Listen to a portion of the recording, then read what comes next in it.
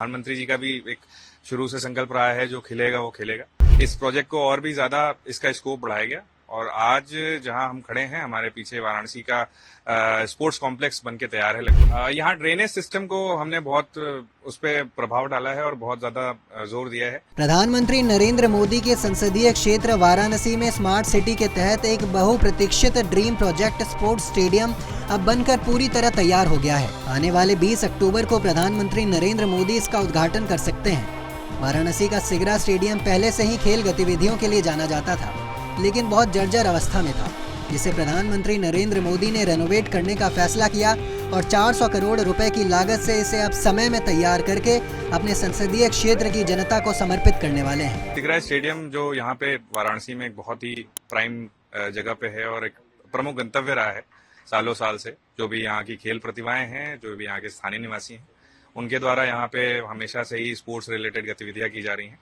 तो वाराणसी में एक स्मार्ट सिटी के तहत एक प्रोजेक्ट हमने लिया था, इस सिगरा स्पोर्ट्स स्टेडियम के रीडेवलपमेंट का, पुनर्विकास का, आधुनिकीकरण का।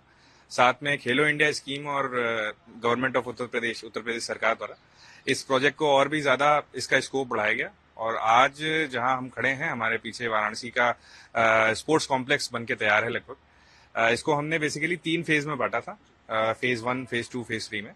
फर्स्ट फेज में हमने multi sports multi level indoor complex का निर्माण किया, जिसमें 50 के आसपास के हमारे पास इंडोर स्पोर्ट्स खेलने की फैसिलिटी है। दर्शक दीर्घा है, ओलंपिक साइज का स्विमिंग पूल है, बिलियर्ड सेतु रूम है, कुछ बैंक्वेट्स के स्पेस हैं, ओपन एयर कैफेज के स्पेस हैं और साथ में एक पूरा बिल्डिंग प्रमाइसेस है जहां पे जितनी भी रिक्रिएशनल एक्टिविटीज हैं स्पोर्ट्स रिलेटेड, वो यहाँ पे की जा सकती हैं। सेकेंड और थर्ड फेज में बेसिकली हमारे पास नेशनल सेंटर ऑफ एक्सीलेंस है। इसके साथ कुछ शूटिंग रेंज बनाई गई हैं, जितने हमारे कॉम्बैट स्पोर्ट्स हैं, जिसमें आपके कुश्ती, boxing, fencing, wrestling, judo, karate, इस टाइप के स्पोर्ट्स को खेलने के लिए फैसिलिटीज बनाई गई हैं। साथ में क्रिकेट की प्रैक्टिस फील्ड बनाई गई है, फुटबॉल, बैडमिंटन, हॉकी और बेसबॉल, बास्केटबॉल टाइप के खेलों के लिए भी फैसिलिटीज और ग्राउंड्स बनाए गए हैं। इसके अतिरिक्त जो सिंथेटिक ट्रैक्स हैं वो बनाए गए हैं हमारे टेनिस के गेम्स हो, चाहे बैडमिंटन के गेम्स, कबड्डी हो, बास्केटबॉल हो, इनके लिए।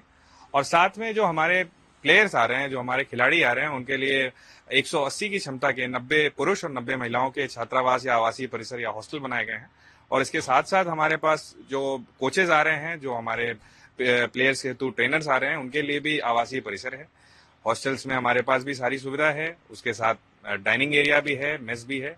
ओवरऑल एक पूरा कॉम्प्रिहेंसिव प्लान के साथ ये प्रोजेक्ट बना है और सारी फैसिलिटीज को कंपाइल करते हुए, नक्शल में रखते हुए ये सारी चीजें बनाई गई है। इसकी जो ग्राउंड है, आप बता रहे थे कि वो किस तरीके का है, जो हार्वेस्टिंग अगर वाटर की बात करें तो कैसे कंज्यूम और यहाँ ड्रेनेज सिस्टम को हमने बहुत उस पर प्रभाव डाला है और बहुत ज्यादा जोर दिया है, क्योंकि वाराणसी में खेल नहीं रुकना चाहिए। प्रधानमंत्री जी का भी एक शुरू से संकल्प रहा है, जो खिलेगा वो खिलेगा।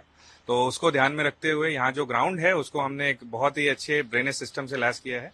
यहाँ पे हनी कॉम के स्ट्रक्चर्स हैं कि जितना भी अगर पानी डिस्चार्ज हो रहा है या बारिश का पानी आ रहा है तो तुरंत ही ड्रेनेज हो और खेल उसके कारण बाधित ना हो। कौन से स्पोर्ट्स में इंटरनेशनल फील्ड या ग्राउंड कौन कौन से गेम्स होते हैं? ये बेसिकली जो जितने भी हमारे इंडोर कॉम्प्लेक्स में खेले जाने हैं, वो सारे स्पोर्ट्स की अंतर्राष्ट्रीय स्तर की प्रतियोगिताएं और स्पर्धाएं यहाँ पे की जा सकती हैं। साथ में क्रिकेट के लिए हमने एक प्रैक्टिस फील्ड बनाया हुआ है और जितने भी हमारे कॉम्बैट स्पोर्ट्स हैं, जितने भी हमारे टेनिस, बास्केटबॉल टाइप के गेम्स हैं, इन सब के लिए यहाँ पे अंतर्राष्ट्रीय मापदंड को ध्यान में रखते हुए हमने सारे इंफ्रास्ट्रक्चर को डेवलप किया है और यहाँ पे उस तरीके से इंटरनेशनल लेवल की भी प्रतियोगिताएं हो सकेंगी। क्षमता की बात करें तो कितने लोग? क्षमता ऐसे देखा जाए तो जो हमारा इंडोर कॉम्प्लेक्स है, वहां पे डेडिकेटेड हम 2000 लोगों के आसपास की क्षमता की दर्शक दीर्घा बनाई है। बाकी 180 बेडेड हॉस्टल है।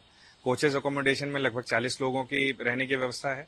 पार्किंग स्पेसेस की अलग क्षमता है। कुल मिला के अगर एक होलिस्टिक कैपेसिटी की बात करें तो 5 से 6 हजार लोगों की कैपेसिटी का स्टेडियम बनेगा। तब यहाँ पे स्पोर्ट्स अगर माना जाए तो शुरुआत जैसे ही माननीय प्रधानमंत्री जी इस फैसिलिटी का उद्घाटन करते हैं और जो भी इसके ऑपरेशन मेंटेनेंस की गतिविधियां हैं, उसके लिए भी हम लोग निविदा की प्रक्रिया पूर्ण करने के तादाद में अभी आ रहे हैं धीरे धीरे।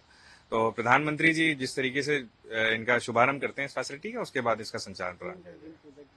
बिल्कुल, प्रधानमंत्री जी ने खुद भी आके इस प्रोजेक्ट को देखा है। प्रधानमंत्री जी ने विजिट भी किया है, बहुत बार समीक्षाएं भी की हैं और यहाँ पे आके उन्होंने पूरे इस फैसिलिटी का टूर मारा है और पूरी सारी चीजों को उन्होंने देखा है, समझा है और शुरू से उनकी बहुत ज़्यादा दिलचस्पी यहाँ पे खेल प्रोत्साहन को देने को रही है। देश दुनिया की ऐसे ही तमाम खबरों के लिए देखते रहें punjabkesari.com। साथ ही कमेंट सेक्शन में अपनी राय जरूर दें।